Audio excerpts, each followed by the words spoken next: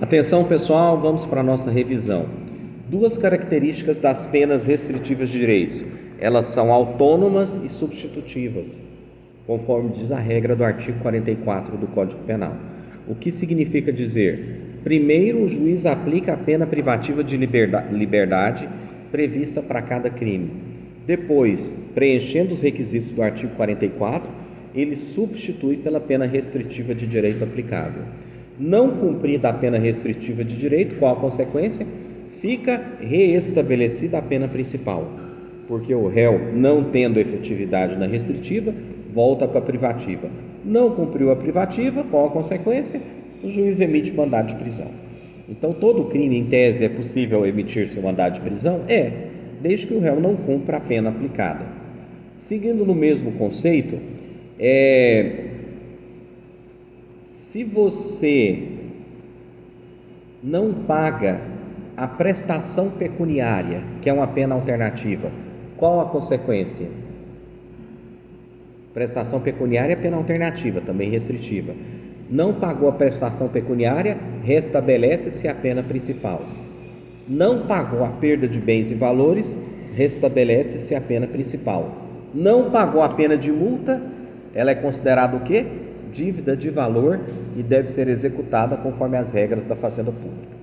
Tá? Por quê? Porque tanto a prestação pecuniária quanto a perda de bens e valores são penas restritivas.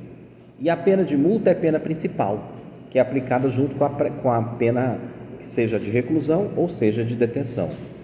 Tá? Muito importante essa regra. Pena restritiva de direitos, ela tem que ser executada obrigatoriamente no juízo da condenação? Ela tem que ser cumprida no juízo da condenação? Eu fui condenado em Anápolis, sou obrigado a cumprir a pena em Anápolis? Não.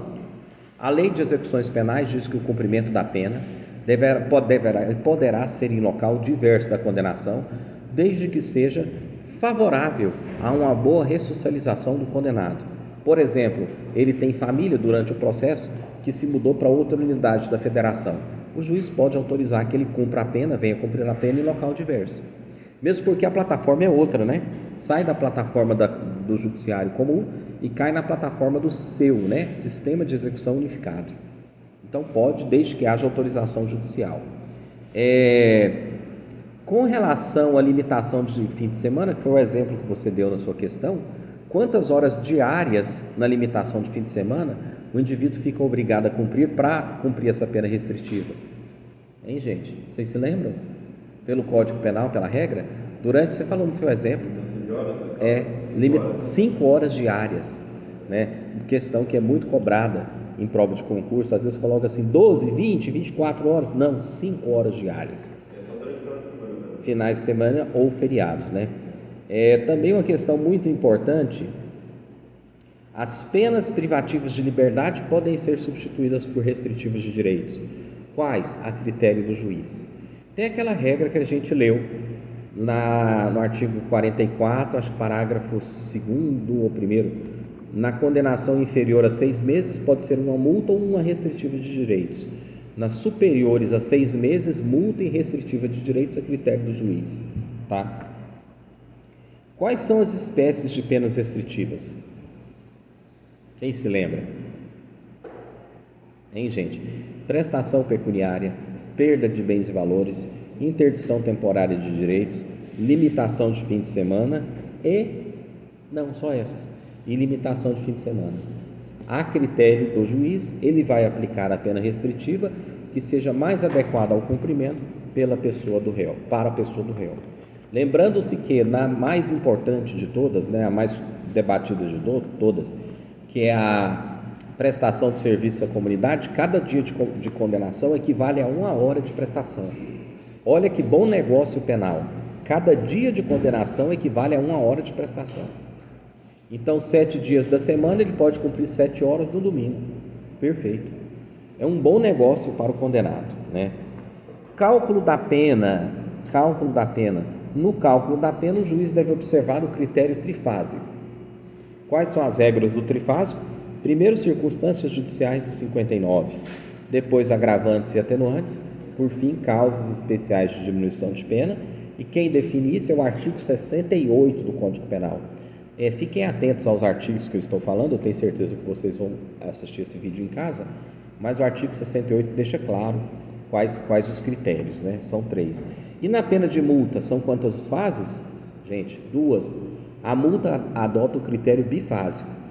Primeiro, o juiz analisa a quantidade de dias multas.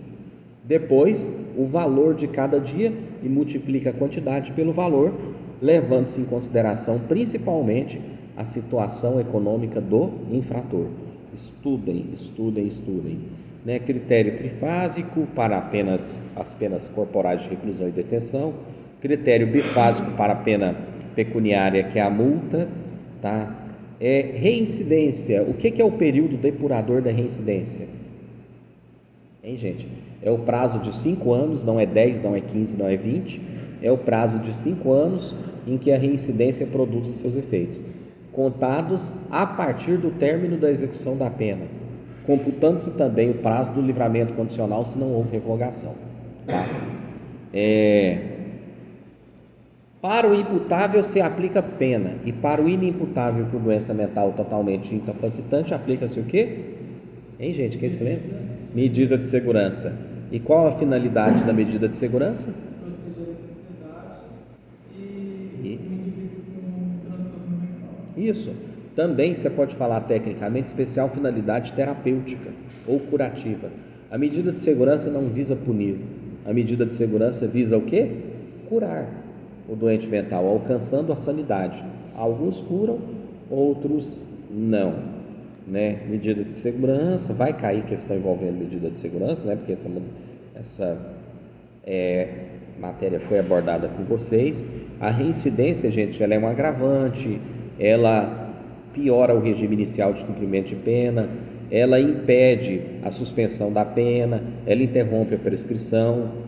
Como você disse muito bem na resposta, a Yasmin colocou muito bem colocado na sua resposta. Então vejam bem que a reincidência gera vários efeitos e na maioria deles, em todos eles, desculpem, muito piores, né? Agravando a situação do condenado. A pena de reclusão, gente, presta atenção, pode ser cumprida em regime aberto conforme as regras de progressão? Sim, porque na reclusão ele começa no fechado e pode terminar no aberto, tá? E a detenção? Semiaberto e aberto, exceto necessidade de transferência para o regime fechado, né? No regime semiaberto, em que local, qual o estabelecimento penal o indivíduo cumpre o regime semiaberto? Colônia agrícola. A regra de trabalho e estudo externo, quer dizer, o trabalho e estudo externo é uma regra, não é uma exceção. E no regime de penitenciária, o trabalho externo e o estudo externo é uma exceção. Quer dizer que no fechado da penitenciária o indivíduo não pode estudar? Pode, dentro do presídio. Tá? Existe inclusive a possibilidade de abater a pena pelo estudo e pelo trabalho também, mas dentro do presídio. Tá? Fora só se for em obras públicas, a critério do juiz é uma exceção, não é uma regra. Tá? Considere-se praticado o crime no momento da ação, ainda que outro seja o momento do resultado. Vai cair uma questão dessa, mas vocês já sabem, né? Qual o prazo para pagamento da pena de multa? 10 dias contado a partir de quando? Do trânsito em julgado, da sentença, né? Pagos em 10 dias, vai para o FUNPEN, Fundo Penitenciário Nacional, né? Basicamente só. Esse é o conteúdo da nossa VA.